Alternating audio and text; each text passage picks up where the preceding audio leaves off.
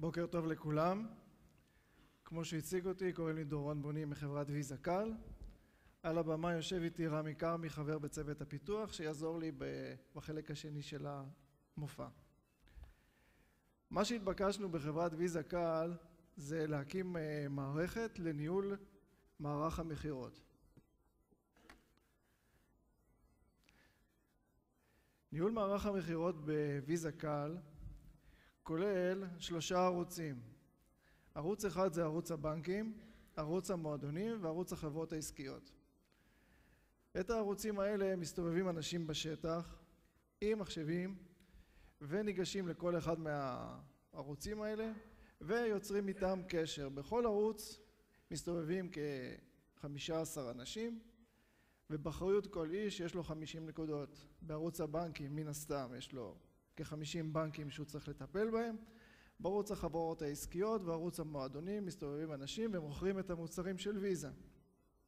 מה הם מנסים למכור? מנסים למכור כמובן כרטיסים, מבצעים וכו'.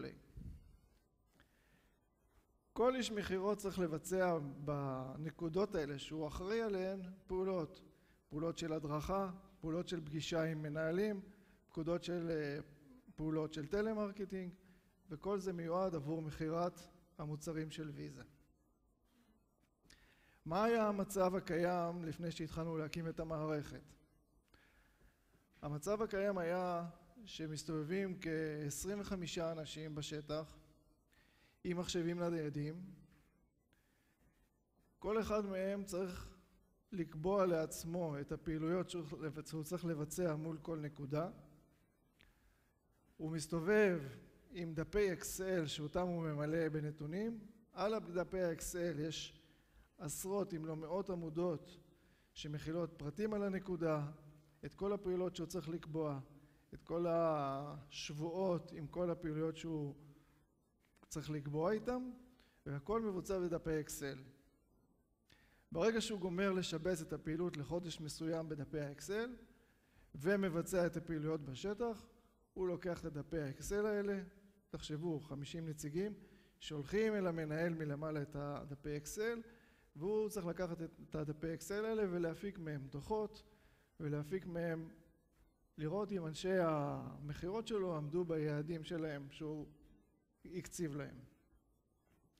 היה קושי של אנשי המכירות בתכנון הפעילויות האלה, כן, שהם צריכים לקבוע ל-50 נקודות פגישות מכל מיני סוגים בימים שונים, בשעות שונות, ולסנכרן את זה במערכת. היה להם מאוד קשה לנהל את זה בדפי האקסל. כמובן שהיה להם קושי לעקוב אחרי כל המצב שלהם, אם הם עומדים ביעדים או לא עומדים ביעדים, אם הם כן קבעו את הפגישות כמו שצריך, אם הם כן ביצעו אותם או לא ביצעו אותם. ובסופו של דבר, מה שהיה, הם היו שולחים למנהל, והמנהל היה מבצע בקרה בצורה ידנית, הכל בוצע באופן ידני. מה הייתה מטרת המערכת שהלכנו להקים אותה? ראשית כל, כעיקרון, היינו צריכים להגיע למצב שאנשים מסתובבים בשטח עם מחשבים ניידים, אז כמובן שהאינטרנט זו הייתה האפשרות היחידה שעמדה לפנינו. רצינו להציג להם נתונים על הנקודות שלהם בצורה כלילה, שהכל יהיה ברור ומחולק לסקשנים וכל מיני טאבים שאנחנו נחלק להם את זה במחשב. להציג להם את התכנון של הפגישות מול כל הנקודות שהם צריכים לטפל בהם. והיו להם דרישות. ישבנו עם המשתמשים, אנוכי וראש צוות מנהל הפרויקטים מר חגי אזור, שעזר במערכת. ואנחנו קיבלנו דרישות מהמשתמשים, והיו דרישות שהם ביקשו, עכשיו הם ביקשו פתאום מצב שאמרנו, אלוהים, איך אפשר לעשות את זה בכלל במג'יק? הם רוצים בצד אחד נתונים, בצד שני אנחנו רוצים את האוטלוק, ואנחנו רוצים לקחת נתונים מפה, לגרור אותו לתוך האוטלוק, ושזה יסנכרן את זה, ושהכל יהיה מובן, ושזה יעבור למנהל, שיראה בדיוק את הפגישות. ואנחנו יושבים ומקבלים את הדרישות, הם רוצים להפיק דוחות, הם רוצים שהפגישות יקבעו באופן אוטומטי, לא יותר שהם צריכים לקבוע בעצמם את הפגישות. וכל הדבר הזה צריך לעשות על מערכת חדשה. מה העקרונות שהצבנו לפנינו? הצבנו לנו מצב שאנחנו בצוות מג'יק, רוצים עבור הפרויקט הזה, הגשנו לו"ז של חצי שנה. נפגשנו עם המשתמשים, בנינו איתם מסמך דרישות, יצא מסמך דרישות מסודר, ביקשנו חצי שנה עבור המערכת. הנושא עלה על ההנהלה, יש שם מצא דבר שנקרא פאנל, משפך, שבו מחליטים האם הפרויקטים יתקיימו או לא יתקיימו.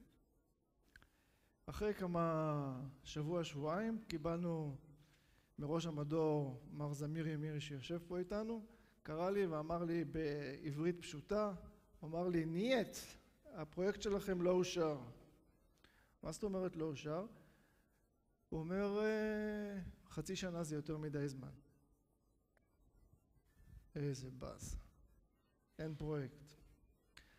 אמרתי לעצמי יחד עם אנשי הצוות, בוא נראה את היתרונות שיש לנו ואת החסרונות שיש לנו. יתרון שיש לנו שאנחנו יודעים מג'יק, אבל אנחנו עדיין בגרסה הקודמת במג'יק 9. מה יש לנו עוד? אנחנו צריכים יוניפס. אנחנו לא יודעים יוניפס, לא ממש יתרון. אנחנו צריכים לעשות ביוניפס ריה. אף אחד בכלל לא יודע מה זה יוניפס ריה, לא ממש יתרון. יש לנו דרישות משתמשים מוזרות, רוצים גרפים, רוצים פלאש, רוצים את הנתונים שיגיעו מהפנורמה, לא רוצים להיכנס יותר לפנורמה, רוצים רכיב שיראה כמו אאוטלוק. איזה דרישות. אז אני שואל אתכם, במצב כזה, מה אתם הייתם עושים? ואז אמרתי לעצמי, דורון, למה אמרתי דורון? כי ככה קוראים לי, אז אמרתי דורון. מה אתה עושה? הרמנו טלפון לחברת מג'יק וקיבלנו מהם המלצה על עידו כהן, שהוא בחברת מנרווה, להתייעץ איתו. ואז אמרתי לו, עידו, תשמע, אנחנו צריכים לעבוד ביוניפס, יוניפס ריה, אינטרנט, אנחנו צריכים רכיבים שנראים כמו אאוטלוק, אנחנו צריכים פלאש, אנחנו צריכים וצריכים, וחצי שנה זה יותר זמן. אתם יודעים מה הוא אמר לי? אין בעיה. אמרתי לו, אין בעיה, יש בעיה, אני רוצה לראות הוכחות לפני שאני מחליט הלאה, לפני שאנחנו מחליטים הלאה. הוא אומר, בסדר, מחר אני בא אליך עם הדגמה. למחרת התעצב אליי עידו, אצלנו עידו, והביא איזה מערכת מג'יק קטנטנה, אבל שעשתה בערך מה שאנחנו מתכננים ברקע שיהיה. בצד אחד הייתה רשימה, דאטאבייס, בצד שני רכיב .NET Outlook ממש נראה כמו Outlook, והוא לוקח לי רשומה מצד שמאל עם העכבר, גורר לתוך ה-Outlook, נפתחת פגישה ב-Outlook, גורר עוד אחד, מדפדף לי ב-Outlook, אמרתי לו וואלה, מוצא חן בעיניי, גרפים אפשר לראות? הוא אומר גרפים, גם תאמין לי אין בעיה. טוב. מה עשינו? התכנסנו צוות מג'יק ואמרנו אוקיי, על הפרויקט הזה אנחנו לא מוותרים, אנחנו רוצים לעשות את הפרויקט הזה, גם טכנולוגיה חדשה, גם מערכת חדשה, גם עניין, גם כיף. הערכנו את זה ואז אמרנו אוקיי, לא חצי שנה, אנחנו נעשה את זה בחודשיים. הסתכלו על מסמך האפיון שכלל עשרות עמודים, עשרות מסכים, באמת עשרות מסכים, לוגיקה, תמיכה במשתמשים ותמיכה במנהל שמעל המשתמשים שרואה את כל המשתמשים ורואה את כל הסיכומים של הפגישות שלהם והערכות וכולי, יעדים מול ביצועים, ומעל זה עוד מנהל על שרואה את כל המשתמשים בכלל, וכאילו מערכת ענקית. אוקיי, בכל אופן ישבתי עם ראש המדור שלי, ואז הוא אמר, דורון, על אחריותך צא לדרך. לקחנו את האנשי הצוות, אנחנו בסך הכל 4 אנשי צוות, ואתם רואים פה, יש לנו פה 4 ינשופים רעבים שהם היו עצבנים שהם לא קיבלו את המערכת, ואמרנו יאללה, יוצאים לדרך.